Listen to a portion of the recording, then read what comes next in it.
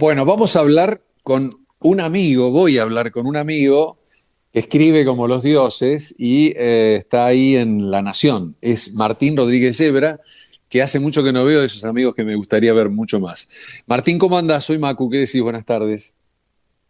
Buenas tardes, gusto saludarte. Pero para mí también, para mí también. ¿Cómo está tu vida? Antes de que hablemos de política y de tu actividad, ¿cómo estás? ¿Cómo Bien, bien. sigue lo tuyo? Bien, por suerte todo en orden, agitado, con mucho trabajo, pero por suerte con la familia bien, así que eso es lo fundamental, bien de salud Y sí, ¿por qué no nos y contás cómo es un día muy tuyo de movido de trabajo, trabajo. Martín?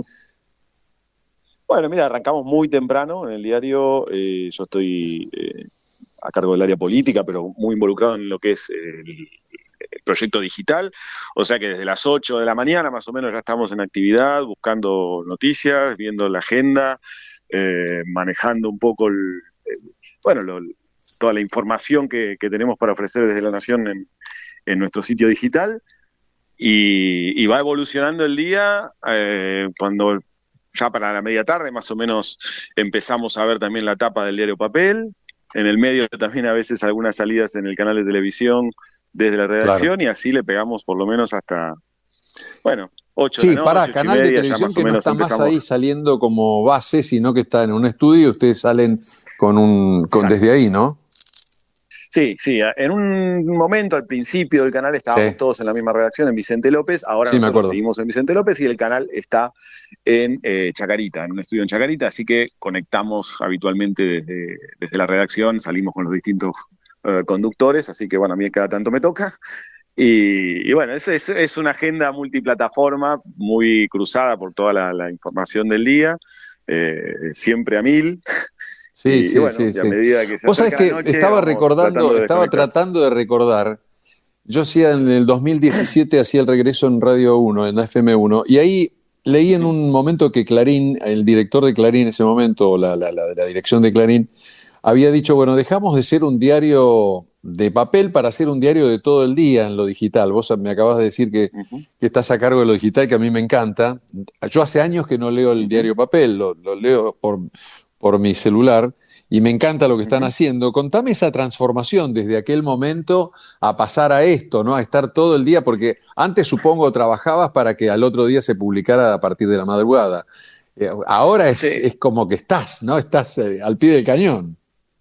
es un cambio radical, ¿no? Fue obviamente paulatino a lo largo de los años, pero claro, antes yo cuando empecé en esta profesión, digamos, yo llevo ya veintitantos años haciendo periodismo de diario, bueno, teníamos un cierre al día, entonces había que tomar una gran decisión, que era qué temas iban a la tapa y qué temas Claro, llevabas o no a la edición, una vez al día, que evolucionaba porque entraba uno, salía otro, pero todo ocurría para una gran decisión que era cómo salimos mañana. Ahora eso es un cierre cada minuto, todo el tiempo están entrando noticias y todo el tiempo estamos claro, decidiendo qué cubrimos, qué no cubrimos, cómo lo cubrimos, atentos a las redes sociales, toda la información que corre por ahí, a lo que consiguen nuestros periodistas en los lugares donde ocurren las noticias, a lo que sale en televisión, claro. a las tendencias de búsqueda de la gente en los buscadores, por ejemplo en Google, que también eso también te da una temperatura de lo que, bueno, tu público está necesitando saber.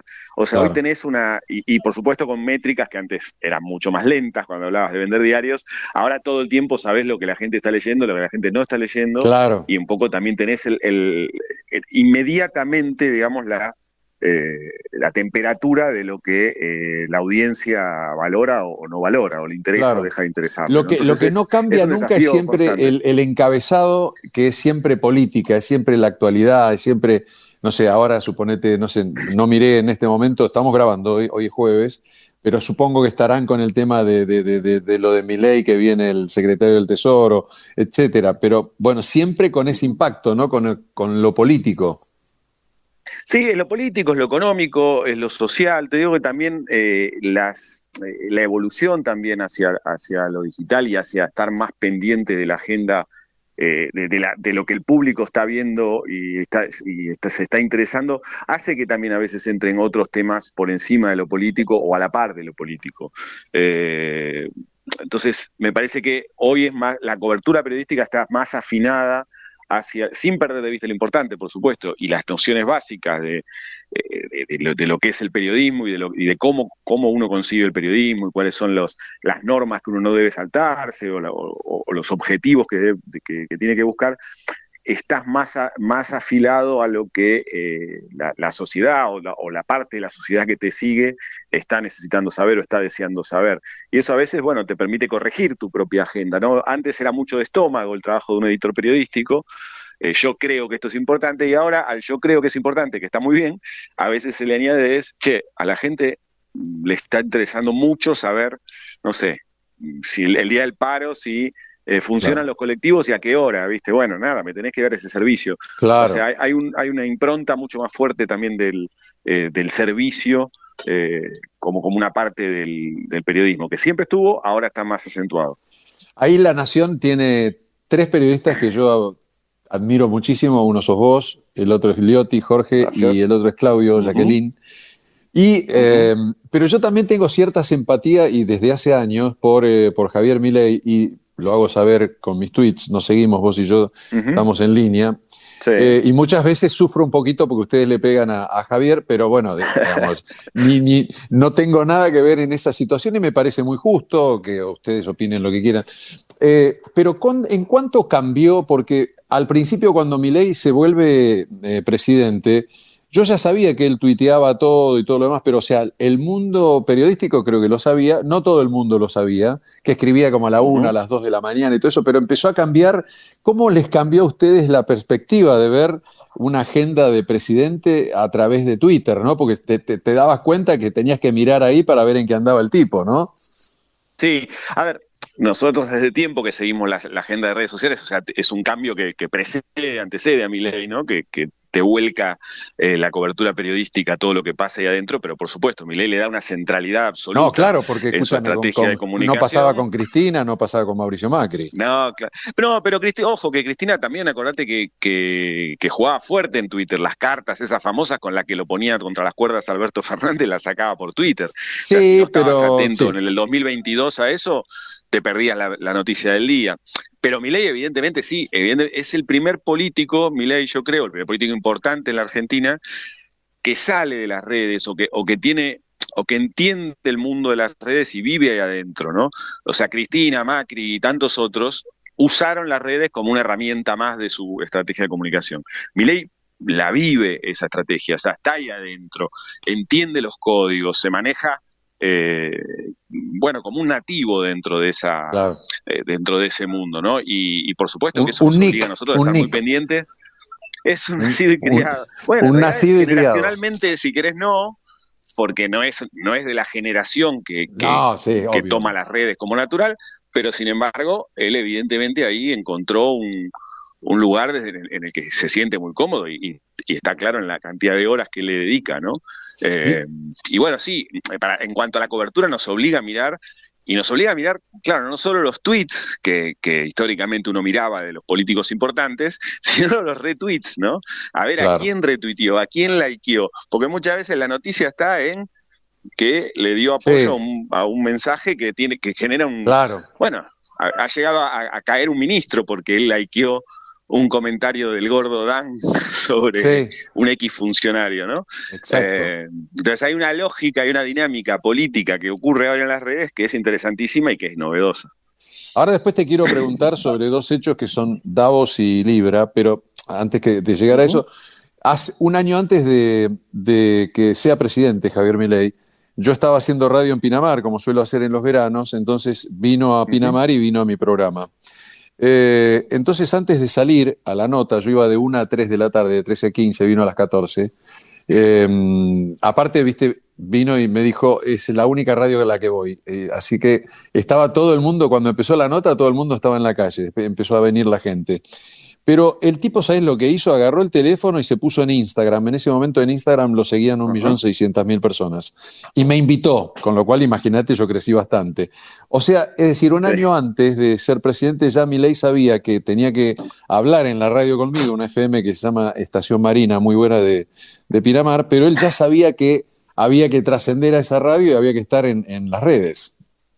Sí, sí, sí, él entiende la lógica, entiende dónde, cuándo hay que jugar, de qué manera, maneja esos códigos y evidentemente yo no coincido con los que dicen que él llega a la presidencia o se impone gracias a las redes, porque creo que él es un fenómeno principalmente de la televisión, ¿no?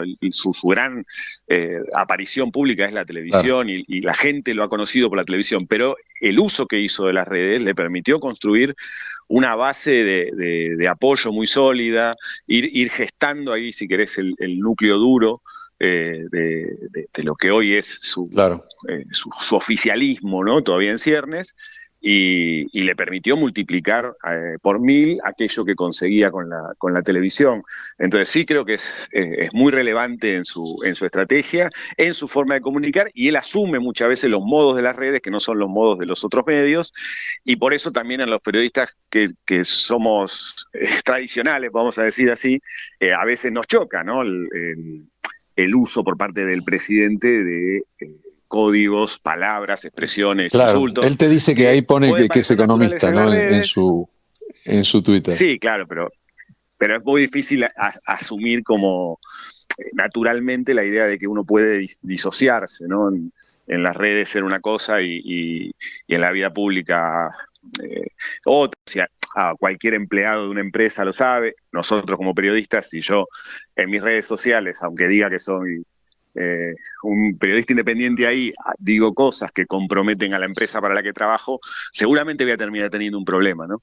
Claro. Y eso le pasaría a cualquiera en su vida laboral normal, ¿no? Yo creo que después de Libra, lamentablemente, creo que lo entendió, ¿no? Claro, claro, un golpe, Que fue no un se golpe. puede disociar. Justo te quería preguntar eso. ¿Cómo ves el gobierno después de Davos? Porque Davos estaba, fue el primer anuncio de una gran polémica y después vino lo de Libra. Contame un poquito tu mirada sobre el gobierno este año y pico y esos episodios. Sí, yo creo que Libra es perdón, Davos es un parteaguas en donde el gobierno empieza a perder el control de la agenda, ¿no? Venía muy cómodo, Milei en su primer año y un mes o así, eh, administrando la agenda política y pública de la Argentina con una oposición completamente desmembrada y que él podía, bueno, manejar casi como un titiritero todo lo que pasaba en el escenario político, ¿no? Más allá de errores o cuestiones, él tenía el control de la agenda, instalaba los temas, se hablaba de lo que el gobierno quería, etcétera. Creo que Davos, la reacción que generó ese discurso, marcó un primer momento en el que el gobierno perdió un poco la pelota, ¿no? Y Exacto. el caso Libra después lo desnortó, generó ruidos internos muy fuertes, y creo que envalentonó la oposición, empezó Claro, la levantó. a conversar, sí, levantó un poco la oposición y empezó a conversarse de temas que el gobierno no quería que se conversaran, no logró dar una buena reacción, una explicación concreta y terminante que saque el tema de escena, algún traspié, aquella entrevista fallida en la que Sí, Santiago Caputo se mete a interrumpir, etcétera.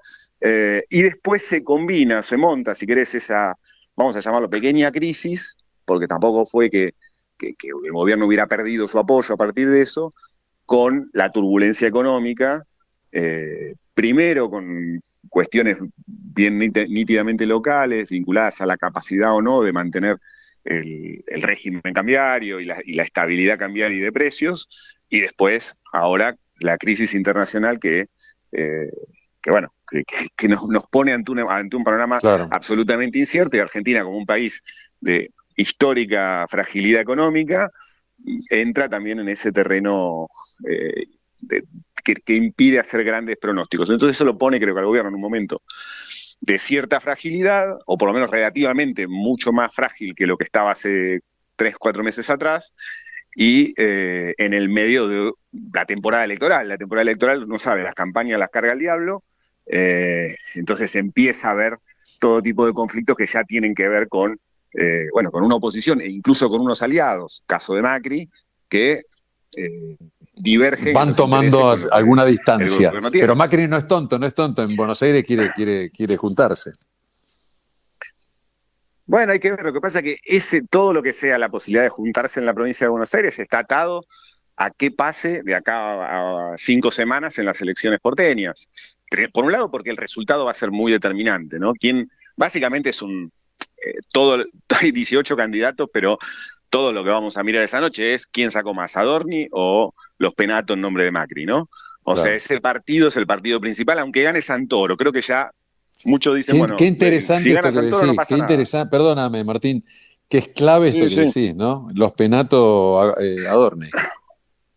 A ver, no tengas ninguna duda que no te lo van a decir en público, pero tanto Macri como Milei, vos le decís, gana Santoro y vos salís segundo y te firman con las dos manos. No tengas ninguna duda. O sea, ellos están jugando el partido entre ellos. Si el que gana esa semifinal, digamos, domina al otro. O por lo menos le pone un límite. En el caso de Macri, por lo menos le pone un límite Claro. en la ciudad de Buenos Aires y lo fuerza a Milei o le pone a Milei la responsabilidad de acordar hacia adelante en lo que queda del año listas en otros distritos porque no podría permitirse otra derrota. Si en cambio Milei, Adorni, digamos, deja bien atrás o deja atrás a los Penato, bueno, también el mensaje va a ser para el resto del PRO, para los Santilli de la vida, los Ritondo de la vida, que en el fondo quieren esa alianza y quieren, Claro. no tendrían problema en diluirse dentro de la Libertad Avanza, es una señal de, bueno, muchachos, se abrió la puerta, vamos, y ahora la derecha argentina, digamos, queda unificada atrás de Milei y la Libertad Avanza. Por eso es muy relevante esa campaña de mayo. El gobierno lo interpreta de esta manera, por eso pone una ficha de la primera línea del gobierno como es Adorni, ¿no? Si no, podrían haber puesto un candidato Claro. municipal, ningunearla y decir, bueno, no me importa esa elección, yo voy a la de diputados. No, el gobierno dice, acá se está jugando el poder. Bueno, listo, yo te pongo lo mejor que tengo. Totalmente. Qué interesante, qué interesante. Te saco de acá y dijiste hace un rato, bueno, de la convulsión que está viviendo el mundo con las medidas de los aranceles de Trump y todo lo demás. Dos preguntas. ¿En cuánto nos conviene esta relación con Trump y su vinculación al Fondo Monetario a través de Estados Unidos?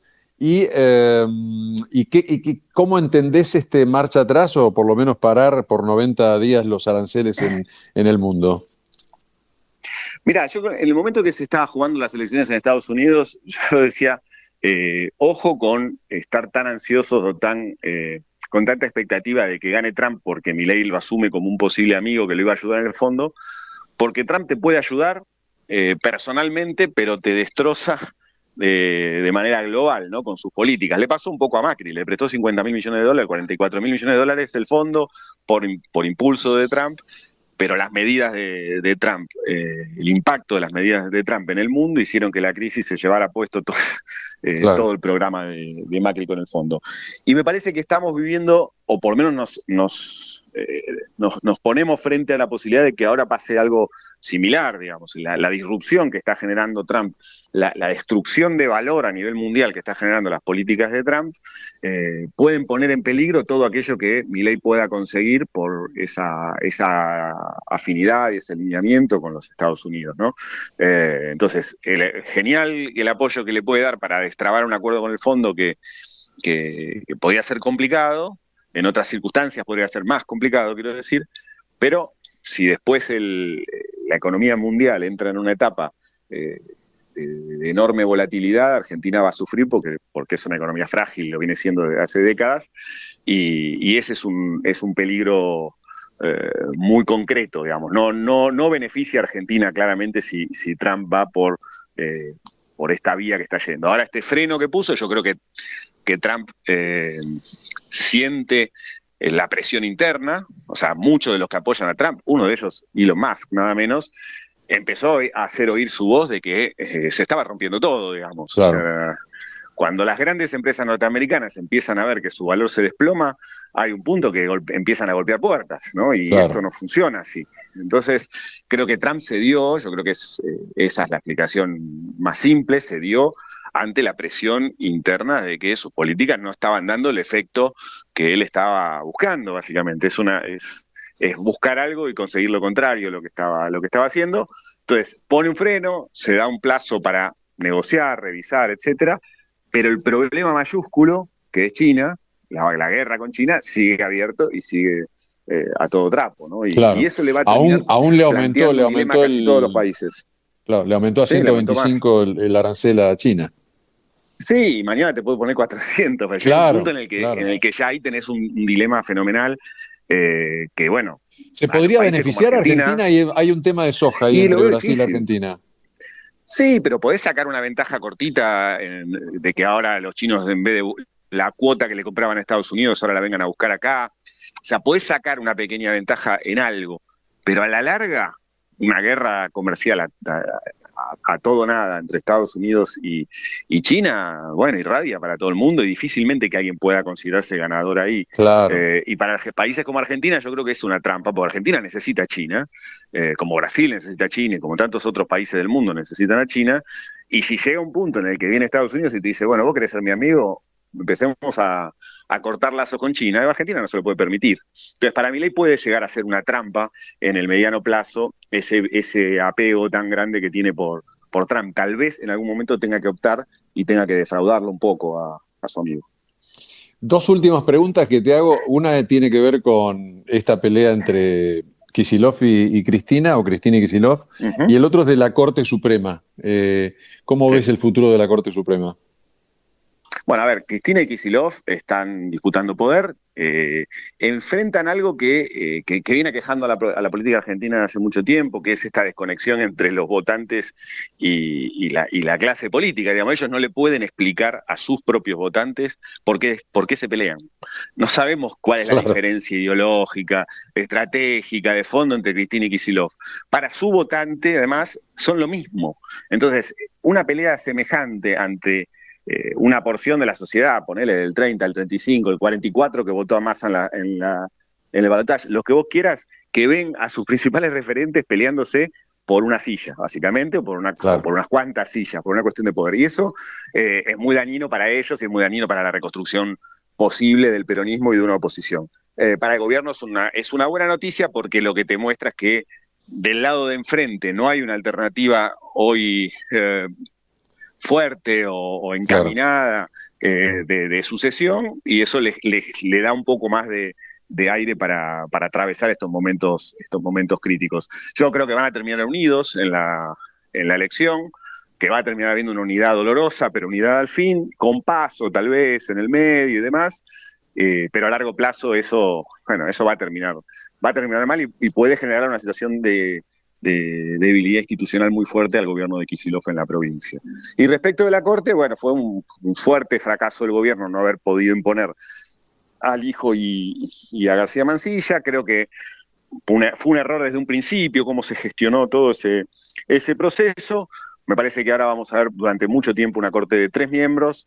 El gobierno va a desacelerar, a esperar las elecciones y ver si con la renovación legislativa de fin de año, aun cuando no va a tener ni de casualidad, es imposible pensar que pueda tener los 2/3 de los votos para imponer nuevos candidatos, sí quizás con una configuración un poco más favorable y con el impulso que le puede dar un buen resultado electoral si lo consigue, ver si puede plantear una negociación distinta y llegar a conformar la Corte. Pero ahora esa Corte queda con 3 miembros, con muchas dificultades para sacar fallos, con muchas grietas entre Lorenzetti y los otros 2 miembros, que Los son otros dos. Rosencrantz y Rosati, y el tema central que queda sobre la mesa, que es Cristina.